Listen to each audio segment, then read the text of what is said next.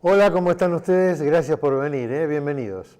Hoy vamos a hablar de educación, no vamos a hablar de todas maneras ni de las garrafas que explotan y matan a los maestros, ni del sueldo atrasado, ni de otras cuestiones que hacen a la docencia, que es un tema central en la organización de la sociedad. Vamos a hablar de la educación.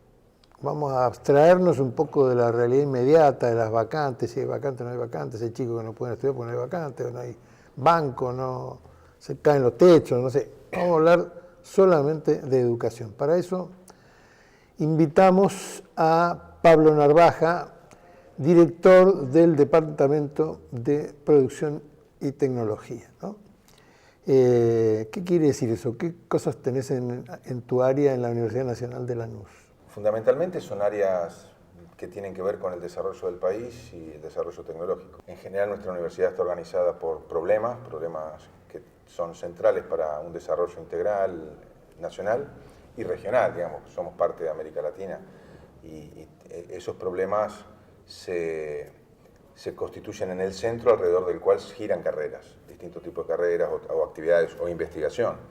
Entonces, el desarrollo de los ferrocarriles implica tener un área destinada al transporte por ferrocarril, a la logística, a la ingeniería en telecomunicaciones, en alimentos, desarrollo de ciencia y tecnología de los alimentos, sistemas de información, turismo, economía de la empresa, economía política, gestión ambiental urbana. Son todos problemas que abordamos desde las áreas fundamentales de una universidad.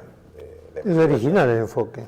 Es un enfoque que nuestra fundadora, la doctora Jaramillo, plantea para romper con el esquema academicista de las universidades, ¿no? Es decir, no repetimos textos, tratamos de que la realidad sea convertida en texto por la universidad, estudiar la realidad y operar sobre la realidad con un conocimiento que ya no es para repetir, sino para utilizar como herramienta de transformación. Ahora, vamos a hablar de educación, yo propongo de este punto de vista. Vivimos en un mundo complejo, digamos. Por un lado, las cosas que actúan sobre los individuos son muchas. Están las redes sociales, la televisión, la radio, los diarios. Por otro lado está la educación formal, digamos. Por otro lado están las abuelas que enseñan a cocinar, ¿no? Y los padres que enseñan a manejarse en la cancha o en el baño o con los amigos o con la familia. No sé si vamos a hablar de la educación como la educación formal o como la responsabilidad política, digamos. Porque, por otro lado, todo eso también encierra situaciones complejas.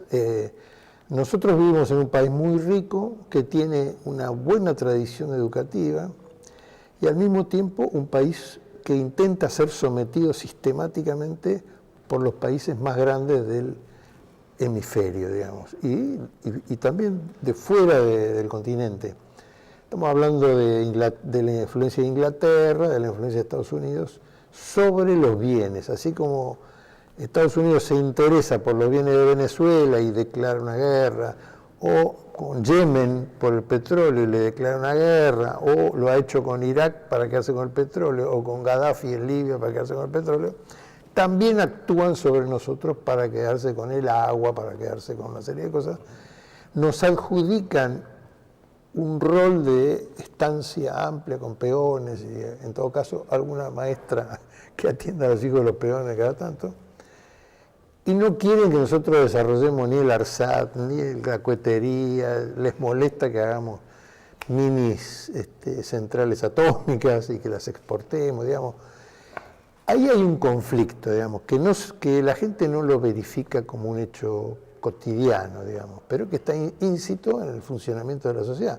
Es decir, que como Penélope, cada tantos años se construye como Penélope durante el día que teje y después a la noche desteje, o a la noche de los gobiernos que responden a los intereses norteamericanos, ingleses, etcétera, destejen lo que se hizo en la democracia popular. En ese marco, la responsabilidad que yo me refería en la educación es hasta dónde uno puede blanquear que necesita formar patriotas y no prodigar cipayos, digamos, ¿no? Sí, bueno, eso... A ver, me parece por un lado muy importante distinguir en lo que es la educación escolar de la educación que se da en otros ámbitos de la sociedad. La educación escolar es un sistema de gobierno de un área específica que organiza políticamente la educación. Yo a veces digo la educación políticamente organizada en la escuela porque no podemos entender el sistema escolar sin la política. Y por eso todas las recomendaciones teóricas indican que tenemos que hacer historia para comprender los fenómenos sociales, ¿no? No son abstractos ni generales, se van enraizando en cada país. Hay muchas similitudes con otros países de América Latina. En términos generales, en el siglo XIX también estábamos sometidos al expansionismo colonial europeo. Digamos que nos tocó la División Internacional del Trabajo y en ese contexto, y triunfando un modelo liberal que nos colocaba de plano como granero del mundo. Y eso tiene un impacto también en las formas de reproducción, ideológica que la escuela ha transmitido a través de sus distintos elementos, como los manuales, los libros. El Estado, cuando se crea el sistema, porque escuelas había antes, el problema es cuando se crea un sistema a partir de la Ley 1420. Ese sistema implica un control del Estado. Ya hay antecedentes, no fue un invento de Argentina, ya desde la Constitución española de 1812 el Estado controla la educación, entonces controla los libros, controla a los docentes, ¿no? Bueno, empieza a ejercer un control sobre ese sistema. Por eso tiene un sistema piramidal, para garantizar el control y cumplir una función de masificación de la escuela, pero al servicio de un modelo de expansión colonial. Por eso se instauran una serie de, un panteón de próceres o padres de la patria que reproducen ese modelo de expansión colonial, asignando a la Argentina un rol de granero del mundo, como decíamos antes. Entonces, en esa división internacional del trabajo, Argentina tiene esa función. Por supuesto, en los discursos de la época teníamos crear una industria, pero no era el fuerte de la Argentina, era más bien de autoabastecimiento, etc.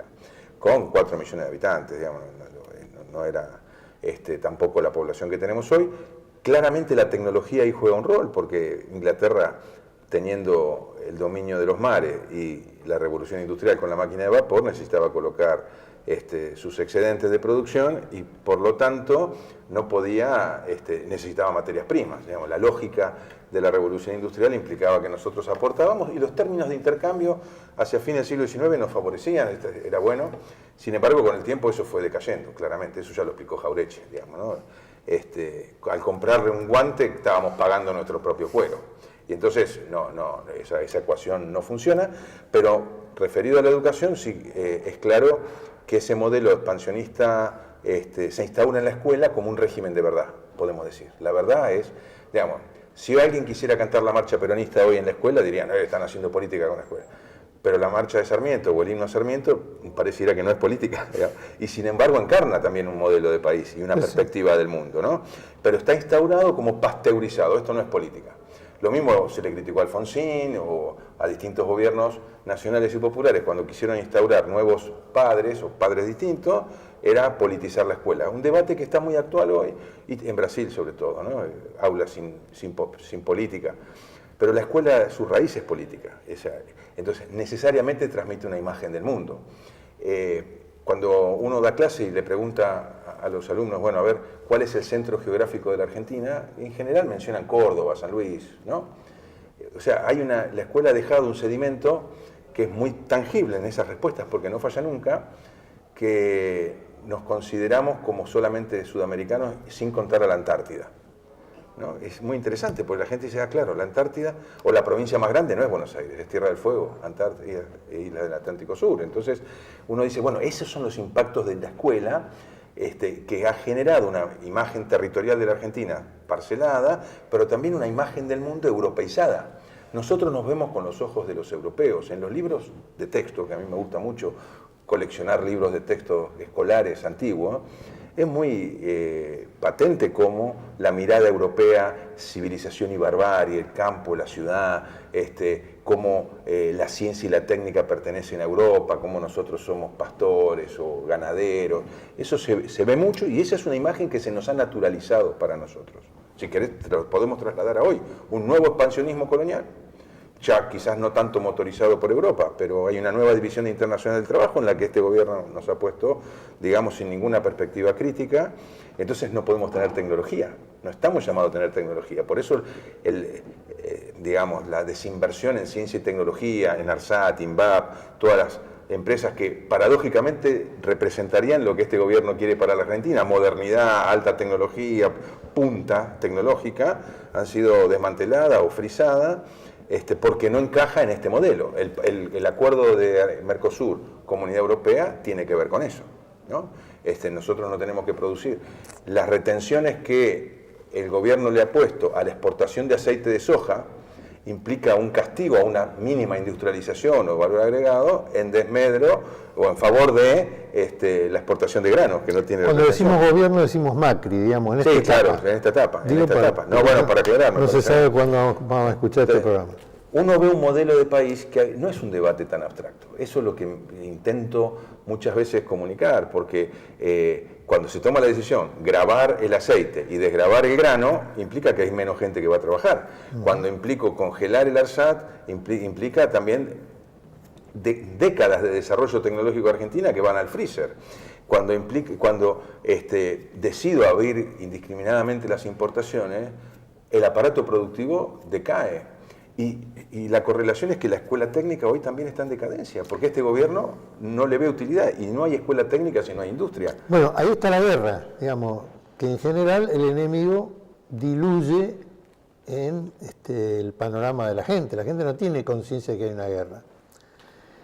Hay una guerra, ¿no? Vivimos en guerra, todo el tiempo nos están cortando nuestro desarrollo. En algún punto, claro que esto no es tan directo, porque hay un fuerte colectivo docente que se siente nacional, e intenta transmitir y mostrar una perspectiva del mundo desde Argentina y América Latina, que somos una unidad.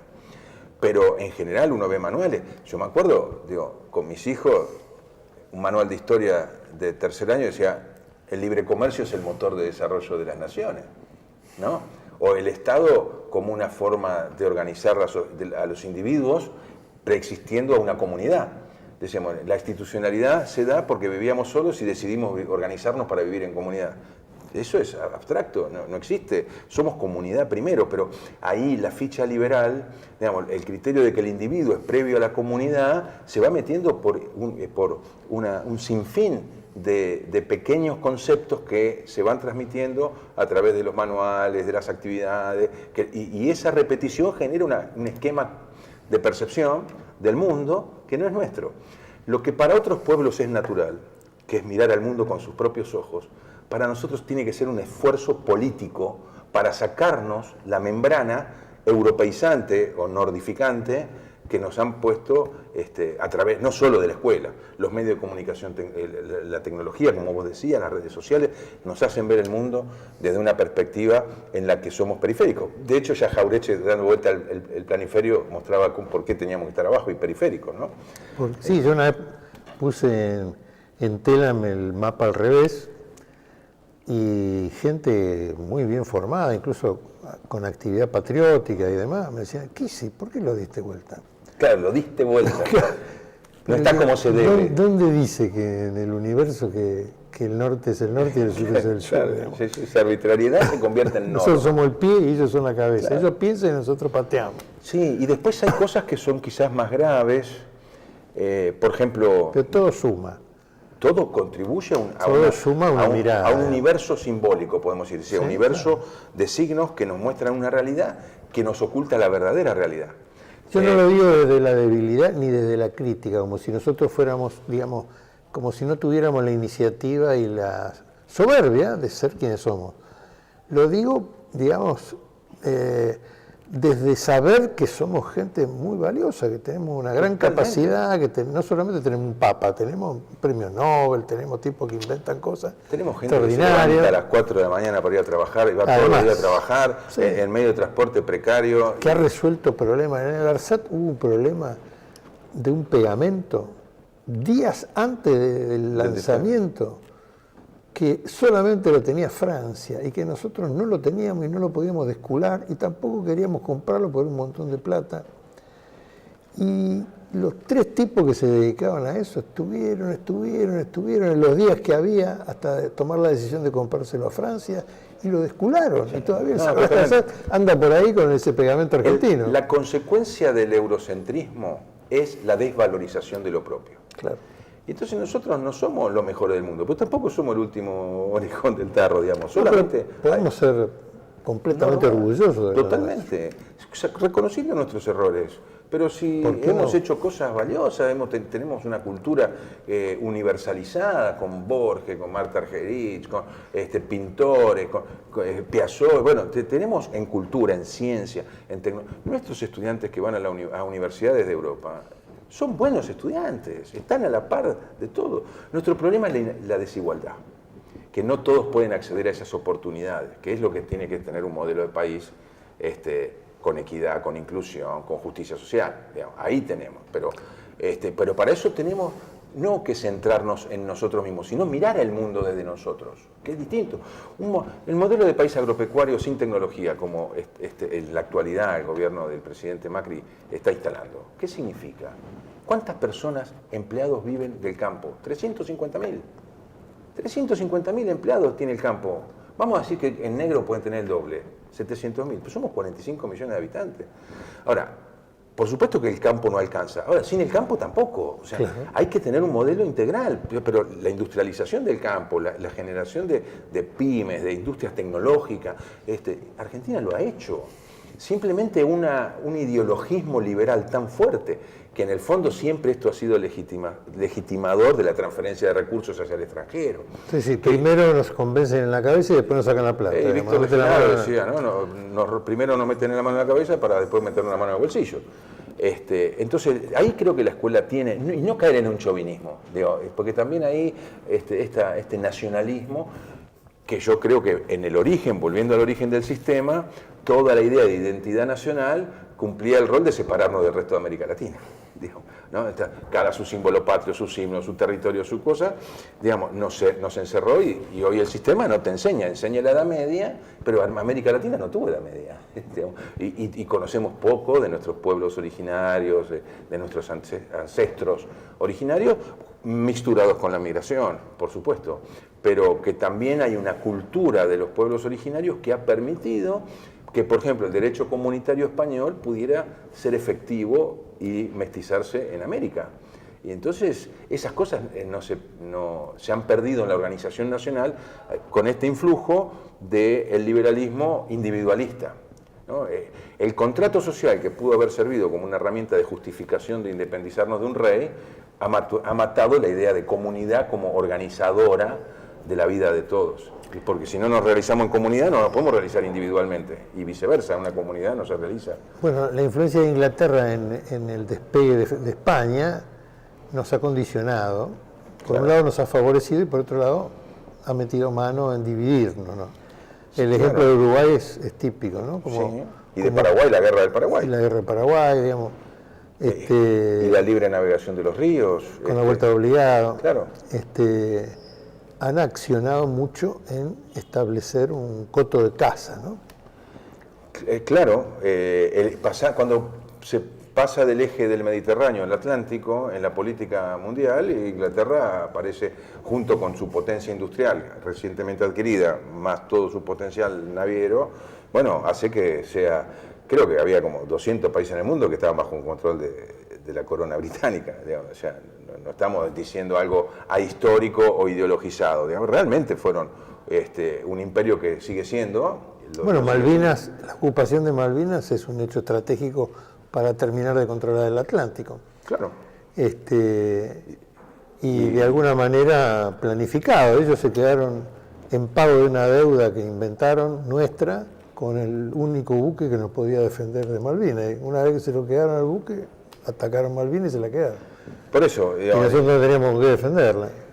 Por eso también hay que recordar que en la escuela la política que se enseñó no era, la historia que se enseñó no era una historia científica, digamos, una historia política. O sea, como decía Abelardo Ramos, es una política de la historia, Jauretche también. O sea, se mostró una visión de nuestra propia historia al servicio de intereses políticos concretos de Buenos Aires y el litoral frente al interior, al federalismo y vinculado al comercio con Inglaterra, del cual se beneficiaban solo las élites mínimas que teníamos en esa época, porque tampoco era clase dirigente que teníamos, ni teníamos aparato industrial, ni nada, eran, como dice Abelardo Ramos, eran republiquetas.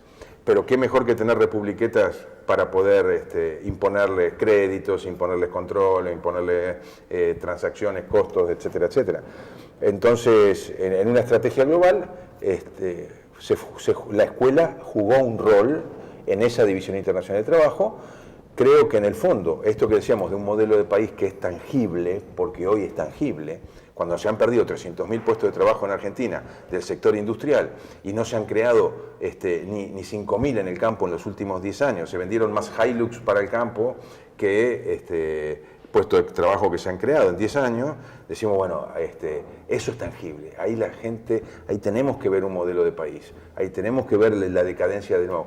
La escuela técnica, que te di un ejemplo, mira, en la época de la industrialización, sustitución de importaciones y ya un desarrollo, Perón crea las escuelas de fábrica y de aprendizaje, luego Frondizi crea el Consejo Nacional de Educación Técnica. Perón llamaba necesitamos 1 millón de técnicos para la industria, crea la Universidad Obrera Nacional, crea también, establece la gratuidad de la enseñanza universitaria, porque ese país necesitaba formaciones técnicas, ingenieros, etc. Eso luego, con Martínez de Oz en la dictadura, con el modelo de nuevo agroexportador, se le saca el impuesto que sostenía las escuelas CONET, que son eran las famosas INET, y se destroza la escuela técnica porque no necesitábamos. Acordate que la publicidad de esa época decía, da lo mismo comprarlo en Argentina que afuera, o fabricar caramelo que fabricar acero, o toda la propaganda en contra de la industria nacional con la silla que se rompía. Entonces, entonces no necesitamos escuelas técnicas, necesitamos agrotécnica y bachillerato, que luego se vuelve a recuperar la educación técnica hasta los 90, que la ley de educación la saca fuera con el modelo de los servicios y de la globalización, etc. Luego, con la reactivación industrial, vuelve a aparecer la ley de educación de técnico profesional con Néstor Kirchner, y ahora vuelve a abandonarse todo el tema de la escuela técnica, se disolvió prácticamente el fondo que había para la escuela técnica. Entonces, no es algo que decimos, el modelo de país, del modelo de país vivimos. O sea, el modelo de país garantiza que haya peces en el río, y la escuela puede dar la caña de pescar, pero no sirve dar una caña de pescar si un modelo de país hace que el río esté seco. ¿Quién va a pescar? ¿De qué vamos a trabajar? En el campo ya estamos visto que lo necesitamos, insisto, pero no es suficiente. Entonces, un modelo de país que nos implica, sí, como decís, una lucha para defender nuestros aparatos productivos, como hace Europa.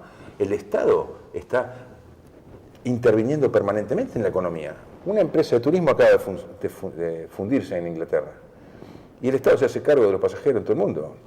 Cuando nosotros quisimos vender avión Pampa de entrenamiento a los Estados Unidos, fue la embajada inglesa la que intervino para vender sus aviones o de sus aliados. Los empresarios alemanes le están pidiendo a Merkel más Estado. La comunidad europea compra leche en polvo para que no le baje el precio a los productores de leche en polvo. Entonces, ¿por qué está mal que nuestro Estado intervenga sin hablar de Estados Unidos, que organiza guerra para hacer que sus empresas hagan negocio? Entonces, eso es notable que la gente no se dé cuenta, ¿no? Cuando destruyen Irak, después de tirar 70.000 bombas, después las empresas norteamericanas son las que ganan los concursos para reconstruir Irak. El mapa de la distribución de los pozos de petróleo posguerra de Irak estaba antes de la guerra. Si no, la película El Vice, que cuenta la historia de Dick Cheney con Bush hijo, lo muestra claramente, y es un documental. Ahora, punto aparte, ya hablamos, digamos, del conflicto de la dependencia y del conflicto del crecimiento. Ahora hablemos de educación. ¿Qué es lo que hay que aprender?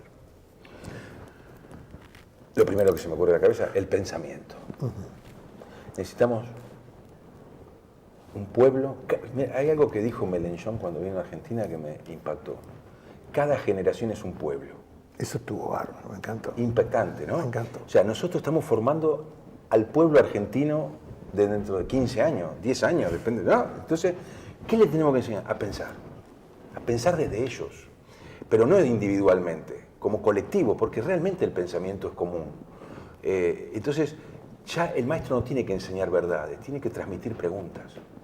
¿Por qué los trenes circulan por la izquierda? Todavía hoy circulan por la izquierda, ¿no?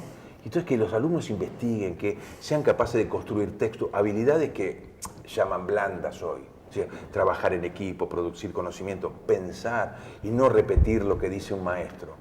Que los maestros saben que no quieren ser repetidores, pero hay todo un sistema que los fuerza a ser repetidores. Las evaluaciones, los currículums, bueno, una serie de cosas. Entonces hay que darle libertad a los maestros para que planteen preguntas. Y hoy, aún desde un teléfono, los chicos pueden grabar pequeños videos, pueden hacer pequeñas investigaciones y pueden ir a las bibliotecas escolares, a las bibliotecas públicas, a ver, bueno, ¿por qué los trenes circulan por la izquierda? Y ahí se van a encontrar con una historia del colonialismo inglesa muy fuerte, y van a aprender más que si un profesor habla del colonialismo inglés. Entonces, la pregunta es la que genera conocimiento y da la oportunidad de que el conocimiento sea una construcción colectiva, el trabajo en equipo, tener acceso a distinto material que habla del mismo hecho, pero de cosas distintas. Es decir, material que entre sí es contradictorio, pero están hablando de la misma cosa.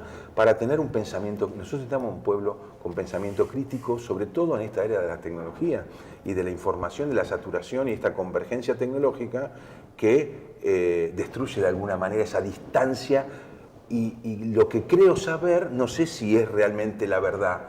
Entonces la fake news o el uso político de las redes, lawfare y todas esas cuestiones, requieren que tengamos un pueblo capaz de tomar distancia para sacar sus propias conclusiones y con el pueblo tenemos fe total en que eso va a permitir tener una mirada propia.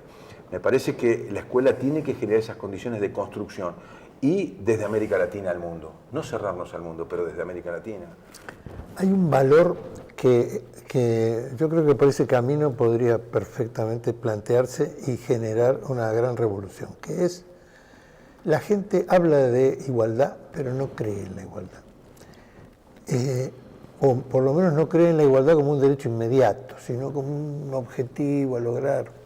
Evita creer en la igualdad, por ejemplo, absolutamente, y me refiero a lo inmediato, ¿no? Ella agarra a los pibes, los lleva el día que asume Perón, los lleva a Harvard y Gatichar, a todos los pibes de los orfanatos y los empilcha igual que los chicos que iban a estudiar en el colegio inglés. Ella creía en eso de la inmediatez de la igualdad, ¿no? Pero en general todo el mundo habla de igualdad, pero nadie cree demasiado que eso sea una cosa inmediata, digamos, sino un objetivo, no sé qué. Sin embargo, hay signos de que la igualdad podría ser un descubrimiento a partir de preguntarse, ¿no? Por ejemplo, ¿por qué una gente tiene esto y la otra no lo tiene? ¿Por qué una persona accede a esto y la otra no accede? Porque si no, pareciera una cuestión instalada en la naturaleza de las cosas, ¿no? Bueno, claramente, yo pienso que hay muchos matices, es como una cuestión compleja. Estamos en la era de las desigualdades. Aún en los países centrales, la brecha entre los que más tienen y menos tienen se agranda. Yo creo que no es un problema. Pero vamos local, como valor. digamos. La igualdad como valor, a mí me parece que es un tema central y uno lamentablemente lucha contra este liberalismo instalado. Un ejemplo, trabajamos con empresarios y los empresarios preocupados por la situación que le atraviesan sus empresas. Empresarios que quizás hayan sido en algún punto funcionales a este gobierno que hoy se les ha vuelto en contra. Entonces, la pregunta es, ¿vos antes te matabas trabajando en el gobierno anterior? Sí. ¿Y te rendía? Sí. ¿Ahora te matás trabajando? Sí. ¿Y te rinde? No. ¿Ves que hay un piso de condiciones que permite que tu esfuerzo dé resultados? Si no tenés ese piso de condiciones, te podés matar y te vas a la quiebra.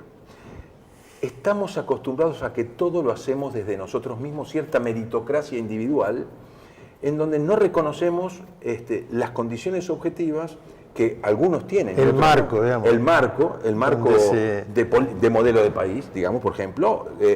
Entonces se termina serruchando en la propia rama, donde uno está parado. Porque dice, no, esto me lo gané yo. Ah, ¿viste que no era solo vos? Entonces, la igualdad creo que está en el punto de la generación de las condiciones. Que todos tengan esa posibilidad de tener una vestimenta digna, que son los derechos de los trabajadores y de las trabajadoras.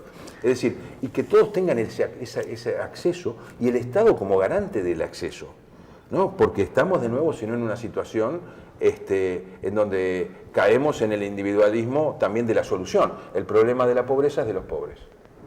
No, ¿cómo? El problema de la falta de capacitación de los trabajadores para las nuevas tecnologías es que se tienen que capacitar ellos. Y si es el Estado el que define el rumbo de un país, por acción o por omisión. Si yo me dedico en un modelo de nuevo, de agropecuario, agroexportador, y yo me quiero dedicar a la ingeniería, no voy a tener futuro. Esto muestra que tenemos que tener otro programa y quizás más de uno. Voy a decir una cosa para terminar, nada más que para molestar.